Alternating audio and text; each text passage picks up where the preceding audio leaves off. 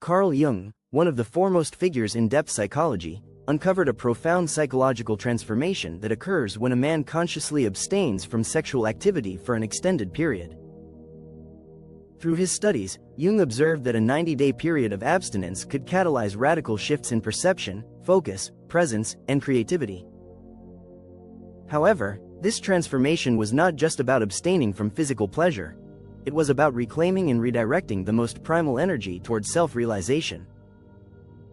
Jung discovered that when this vital energy, what he called libido, or psychic energy, is not unconsciously dispersed but consciously redirected, it doesn't just affect what a man can achieve, it alters who he is at the core. Historically, this idea was not foreign. Spartan warriors, samurai, monks, and even geniuses like Tesla and Newton harnessed their primal energy through abstinence and discipline. What separated powerful, focused men from distracted, chaotic ones was not intelligence or talent, but how they managed their inner fire. The silent threshold when a man stops chasing sexual gratification, the initial experience isn't peace, it's disorientation. The pursuit of sex, often constant and subtle, provides structure and rhythm to a man's daily life. When it's removed, a vacuum forms, time stretches, and silence descends.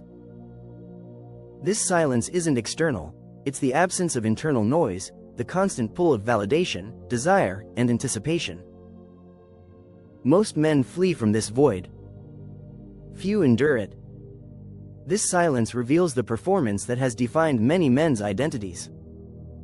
Without the pull of desire, the persona Jung described begins to unravel.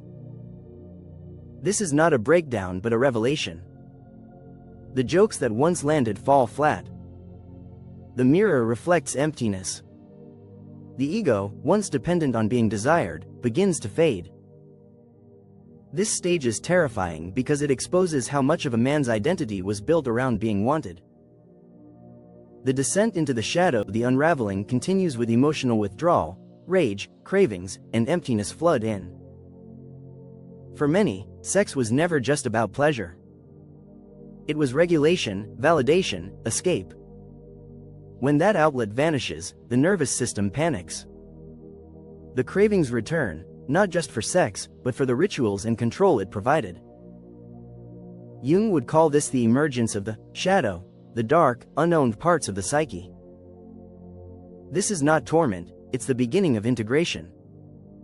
When a man stops reaching for his usual fix and instead faces the raw discomfort, he initiates real transformation.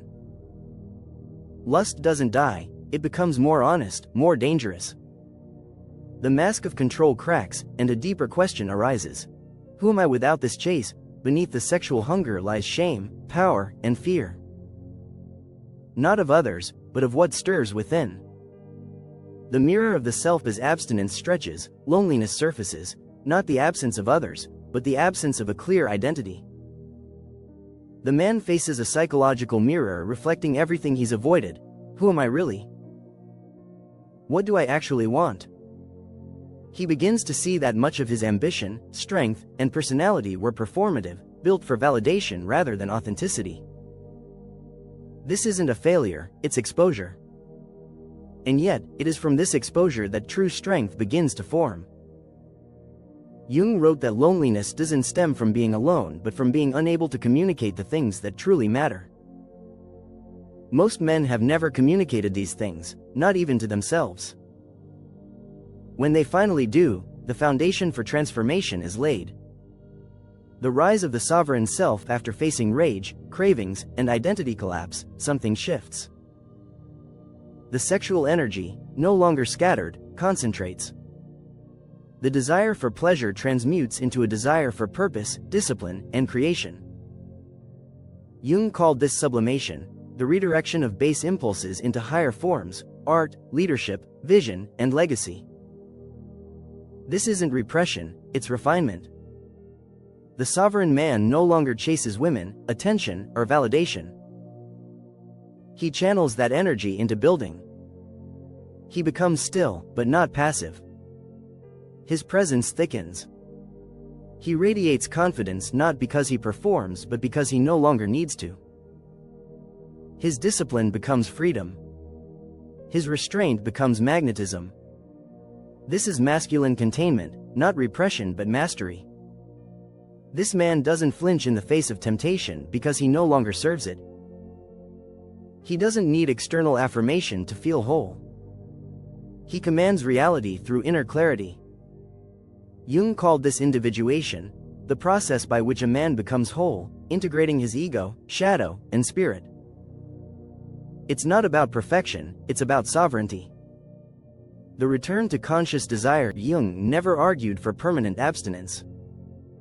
Instead, he believed that conscious withdrawal is essential to psychological development. Like a musician who must master silence to understand music, a man must face abstinence to understand his desires. Eventually, when he returns to intimacy, it is no longer about escape, it's about connection, expression, and conscious choice. True transformation doesn't come from avoiding desire but from mastering it. The sovereign man doesn't kill his appetite, he learns to control it.